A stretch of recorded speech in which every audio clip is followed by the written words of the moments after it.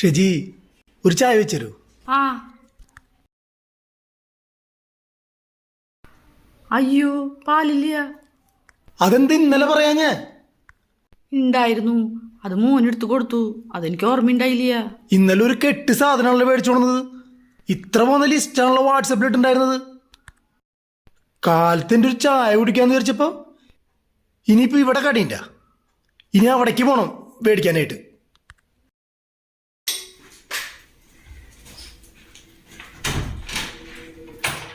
നിങ്ങൾ എന്തായാലും പോണതല്ലേ, ഒരു 6 മുട്ടയും 1 കിലോ സബോളയും മേടിച്ചോ.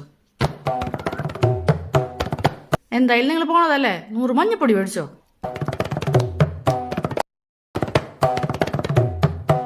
ഞാൻ പോണില്ല, എനിക്ക് കട്ടൻ ചായ മതി.